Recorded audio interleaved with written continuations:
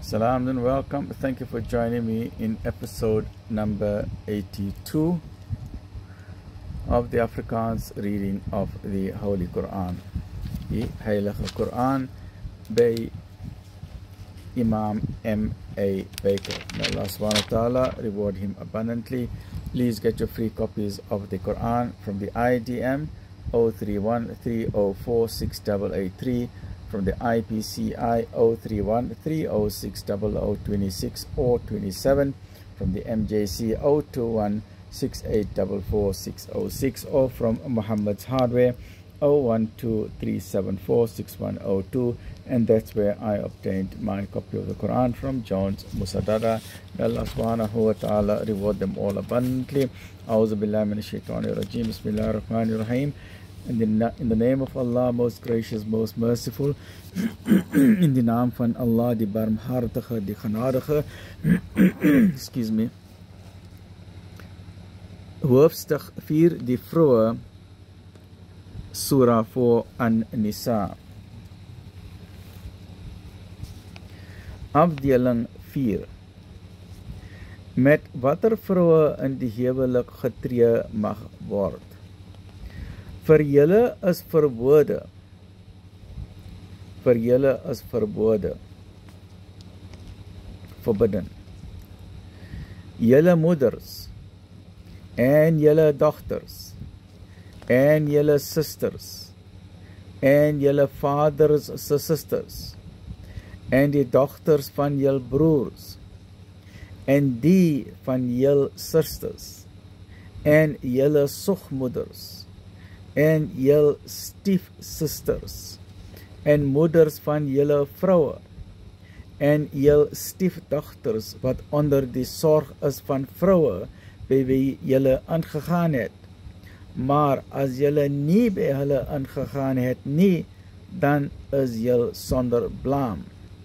En die vroue van julle seuns wat uit die ledende gebore is, ook is dit julle verbode om twee susters te trou, met uitsondering van wat reeds verby is.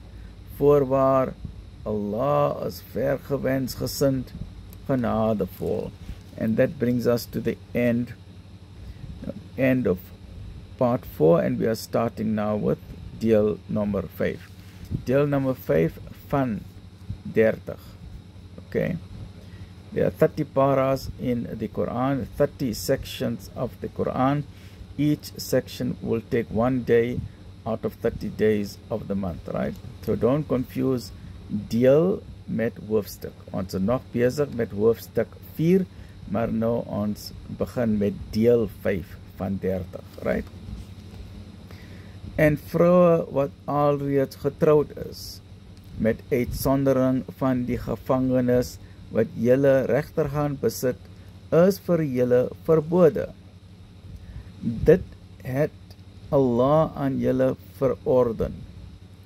Alle ander vroue is julle veroorloof op voorwaarde dat julle hulle soek met jul eiendom en met hulle in die huwelik tree en geen ontug pleeg nie.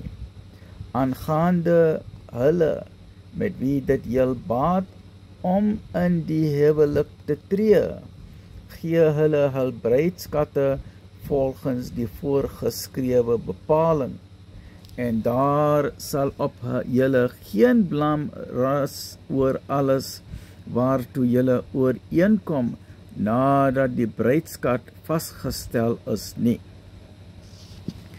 Voorwaar, Allah is alwetend, vol wysheid.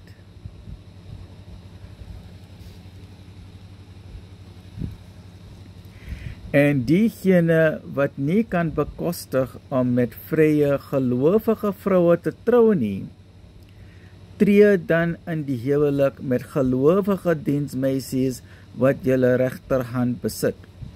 En Allah ken julle geloof die beste. Julle is na aan mekaar. Tree daarom met hulle in die huwelik met die goedkeuring van hul eienaars, en wees redelik wanneer julle vir hulle bruidskaarte gee, en hulle moet keus wees nie ontug pleeg nie en ook geen geheime minnaars hê nie. En as hulle, nadat hulle in die huwelik getree het, aan ouerspel skuldig is, straf hulle dan met die helfte van die straf wat vir vrye vroue voorgeskryf is. Dit is vir diegene wat vrees dat hulle sal sondig. Maar onthouding sal vir julle beter wees, en Allah is vergewensgesind, genadevol. That was 82, and now we're coming to part number 8, episode number 83 of Surah An-Nisa. Alhamdulillah.